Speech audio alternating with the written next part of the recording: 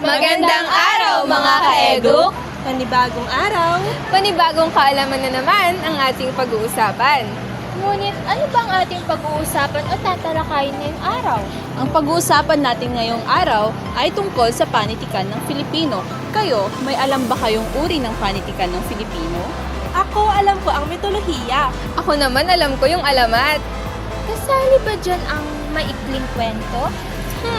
Ang bugtong, familiar ba kayo? Bugtong? Kayo, alam niyo ba ang bugtong? Yun po yung parang mga tricky question po. Maraming nakapaloob. Kayo po. Mga pinagbugtong-bugtong mo salita. Ang pagkakaalam ko sa bugtong lang is mga salita siyang may nakatagong para makun yung sagot. Parang puzzle na kailangan buhay. Ano nga ba ang bugtong? Ang bugtong ay isang uri ng palaisipan na patula. Gumagamit ito ng mga matalinghagang salita upang ilarawan ang isang bagay. Ito rin ay nagbibigay saya at sabay na pagsasanay sa talino. Ang bugtong ay nagmula bilang bahagi ng panitikang oral ng mga sinaunang Pilipino. Ginagamit sa kasiyahan, pagtuturo at pagpapatalas ng isip. Ito ay nakaugat sa tradisyon at kultura ng mga katutubo bago pa man dumating ang mga Kastila. Karaniwang ginagamit ng matatanda ang bugtong bilang pagtuturo at ang mga kabataan naman bilang laro. Naging bahagi ito ng pamayanan ng Pilipino sa iba't ibang henerasyon. Heto ang ilan sa mga tao na may malalaking kontribusyon sa larangan ng bugtong. Sina Damiana L. Eugenio na tinatawag na Mother of Philippine Folklore at si E. Arsenio Manuel na tinaguri ang ama ng makabagong pag-aaral ng folklore sa Pilipinas. Sila ang mga nangolekta at nag-analisa ng mga panitikang Pilipino pati na ng mga bugtong sa iba't ibang rehiyon ng Pilipinas. Narito ang dalawang uri ng bugtong. Una ay ang talinghaga o enigma. Ginagamitan ito ng metapora at malalim na kahulugan. Nakatuon din ito sa katalinuhan at katusuhan. Ikalawa ay ang palaisipan o conundrum. Ito ay may kabalintunaan o komplikadong tanong. Ito rin ay nakatuon sa lohikal na pag-iisip. Ito rin ay nangangailangan ng analytical na pagsusuri. Alam niyo ba na may katangian din ng bugtong? Ito ay ang supat, tugma, talinghaga, o talino. At may iba't iba namang tawag dito.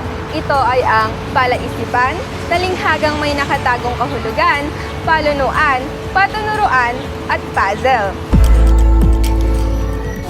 Pagbati mga ka-eduk! Andito kami ngayon sa may College of Education upang maghanap ng mga taong sasagot sa aming mga katanungan ukol sa may bugtong. Handa na ba kayo?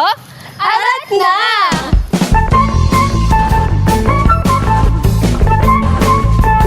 So, anong name mo, ate? Ako po si Ergeline Orbistondo. Anong course mo po? B.Ed po. So, magtatanong po kami ngayon ng mga bugtong. So may tanong kami sa iyo ate na bugtong and sasagutan mo lang siya. Heto na si Kaka, bubuka, bukaka. Bunting po. Tama po. Hello po Nay, pwede pong malaman ano pong pangalan niyo? Benita Ramos. Taga saan po kayo? Adyan Villacation. Ayun na, meron po akong ipapasagot na isang bugtong. Kahit okay lang po kahit hindi niyo siya masagot. Ang bugtong po na ito ay butot, balat, lumilipad. Ano po iyon? Saranggola. Ay! Hello po. Pwede pong malaman mga pangalan nyo? Jomarlene po. Claire po. Ano pong strand nyo? Yums po. Yums po. Okay, ngayon po may nakahanda po kaming dalawang bugtong and try niyo po siyang sagutin and okay na po kahit mali. Okay, first po is kapag busog ay nakatayo, kapag gutom ay nakayuko. Malapit na. Malapit po. Trash bag. Isa pa. Pwede, pero may specific na sagot. Basura. Nilalagyan siya ng palay, bigas. Sako. Yan! Okay, last one is, ang paa ay apat, hindi naman makalakad. Sa mesa. Yan! Anong pangalan niyo? Ako po si Angie. Sarah Mateo. Anong department is? Parehas na po. So, may dalawa po kami question. Book po siya. And kayo po siyang sagutan. Okay? Una po is, dalawang magkaibigan ng production. Palaka. Okay, ang sagot po doon ay binte. Pangalawa naman po, tulog man o gising, kailangan nito gawin. Sumikit.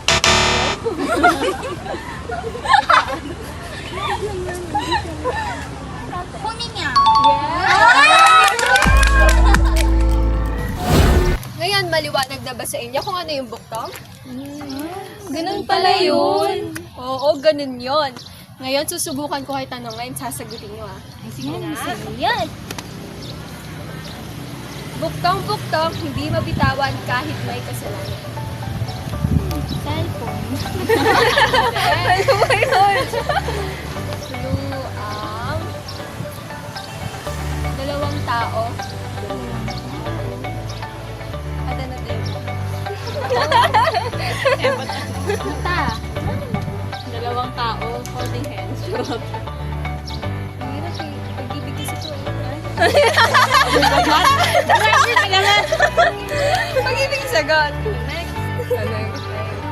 Next is...